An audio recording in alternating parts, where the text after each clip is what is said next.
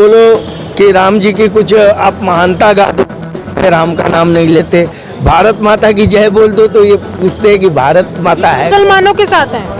नहीं, मुसलमानों के साथ कोई नहीं है। मुसलमानों के साथ कोई भी नहीं है। कोई राजनीतिक दल जो है वो मुसलमानों के साथ नहीं है। नेता ने हमेशा मुस्लिम वर्ग के लोगों को एक फुटबॉल बना रखा है।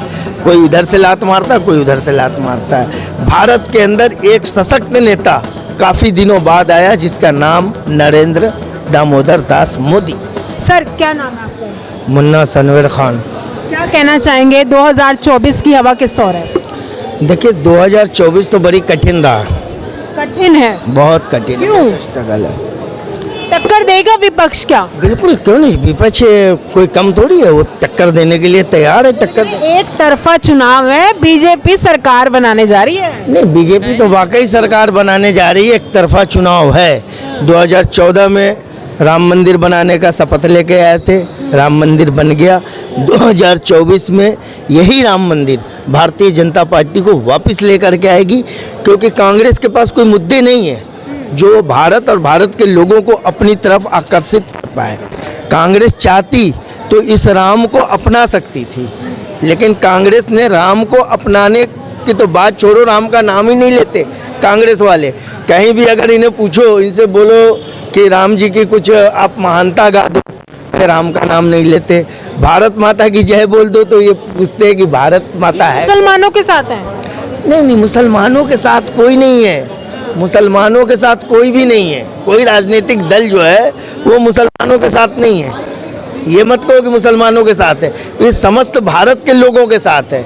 ये आप लोग जो बांटते रहते हो ना, हिंदू मुसलमान ये वो, हम कहाँ बांटते हैं? तो नेताओं के बयान आते हैं, हम उसी पे ही बात करते हैं। हम तो नहीं कहते हम ऐसे। नेता ने हमेशा मुस्लिम वर्ग के लोगों को एक फुटबॉल बना रखा है। कोई इधर से लात मारता है, कोई उधर से लात मारता है। भारत के अंदर एक सशक्त नेता काफ़ी दिनों बाद आया जिसका नाम नरेंद्र दामोदर दास मोदी, जिन्होंने खुले शब्दों में कहा कि मुझे भारत में मुसलमानों का वोट नहीं चाहिए। वो देना चाहे दे, नहीं देना चाहिए मत दे, फिर भी वो जीत के आए।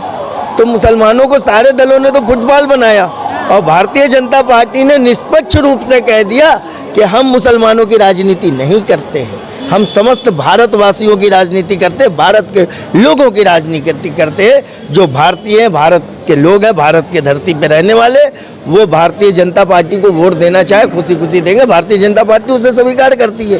भारतीय जनता पार्टी ने कभी ये बांटने तोड़ने की राजनीति नहीं की। बांटने तोड़ने की राजनीति सदैव कांग्रेस वालों ने किया। कांग्रेस करती है। आज भी देखो, आज राजा रामचंद्र जी का मंदिर इतना भव्य बन रहा है, उद्घाटन होने को है। कांग्रेस पार्टी के तरफ से कहीं मुंह से बोल निकला कि हम भी जाएंगे।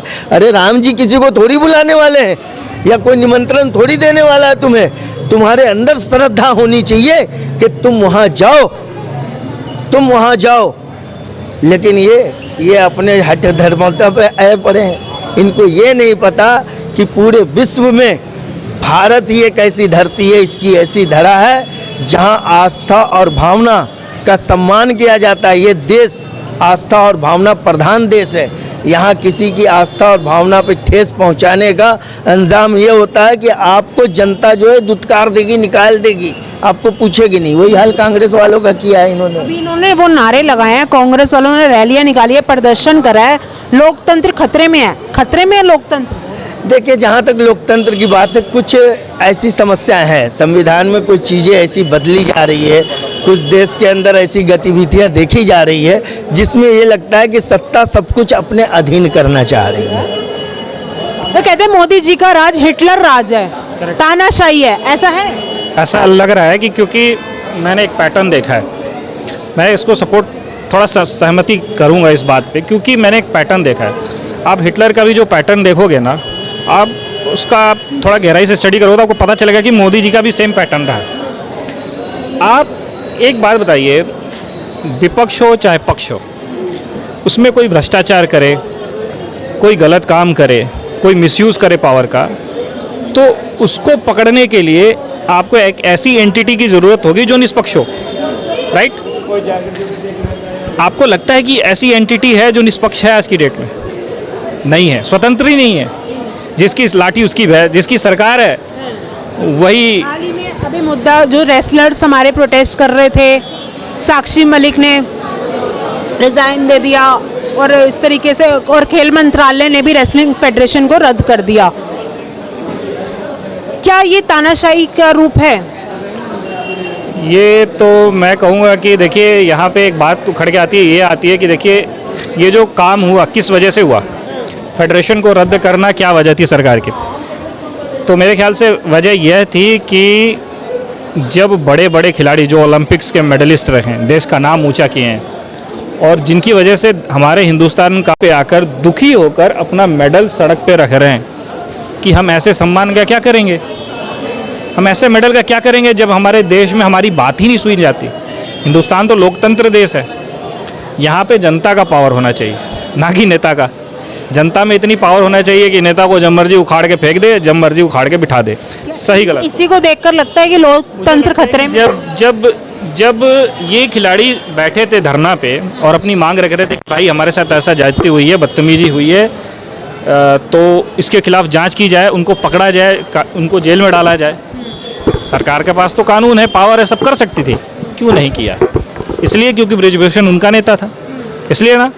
वो खुले भी बृजभूषण करता कि कोई मेरा तिनका भी नहीं उखाड़ सकता था। क्या मतलब है इसका? मतलब यही है कि शायद सरकार यही सोचती थी कि बृजभूषण है, उसके पास बहुत ज़्यादा वोट बैंक है, जिस एरिया से वो लड़ता है वो इस एरिया में उसका बहुत दबदबा है। अगर उस एरिया से अगर वो कोई दूसरे को उठाता है और वो हार जाता है, बेशक है कि बृजभूषण हरा देगा अपने एरिया में, तो सरकार के वोट बैंक कम होंगे, तो इसलिए उनको आंख में पट्टी बांधनी पड़ी। उस टाइम वो कुछ नहीं बोले, लेकिन जब इंटरनेशनल लेवल पे बेइज्जती होती है तो लोग डैमेज अपना रिकवर करते हैं। डैमेज कवर करने के लिए सरकार ने फेडरेशन रद्द किया कि भाई ये तो बृजभूषण का ही बंदा संजय सिंह। हाँ, संजय सिंह को चुना गया, खास उनका वही, उन्होंने यही बोला कि मैं था, मैं हूँ और मैं ही। हाँ, तो मैसेज गया ना कि भाई देखो ये इसने जो कहा था कि इसका इतना पावर है कि भाई इसने अपना ही आदमी वापस उसी में आ गया, क्या फ़र्क पड़ा? तो भाई ऐसी चीज़ों को किसी भी व्यक्ति को जो एक राजनीतिक दल में है और खुद आरोपी है, जिसके ऊपर गंभीर आरोप लगे हुए हैं, उनको इतना कहने और बोलने की हिम्मत कहाँ से आती है? वो हिम्मत तब आती है जब उसे लगता है कि मेरे ऊपर कोई छत्र छाया है। आपने देखा होगा कि इतने गंभीर आरोपों में जो रेसलर हमारी महिला खिलाड़ियों के लगाए थे, यौन शोषण के, इतने मतलब जो इतने बड़े बड़े जिन्होंने नाम रोशन किया, उनके साथ ये हाल है, तो एक आम लड़की के साथ क्या हाल होगा? ये तो मैं कह रहा हूँ कि हमारी जो ये बेटियों ने इतने गंभीर आरोप लगाए थे, इस गंभीर आरोप में ये व्यक्ति जो सरकार से जुड़ा हुआ, सरकार का एक केंद्र में उनका सरकार का साथी है, वो जेल तक नहीं जाता है, उसको गिरफ्तार तक नहीं किया जाता है, और सही तरीके से जांच ही नहीं होती है, और उस जांच के बारे में जो है कि आम जनता के पास सही मैसेज भी नहीं पहुंचता है कि क्या जांच हुई, इसका निष्कर्ष क्या हुआ। तो जनता को कुछ तो लगेगा ना कि आप सपोज कीजिए कि बीजेपी गवर्नमेंट उस सिचुएशन में है जहाँ पे उसको निर्णय लेना है कि बृजभूषण को हटाना है पार्टी से, ठीक है?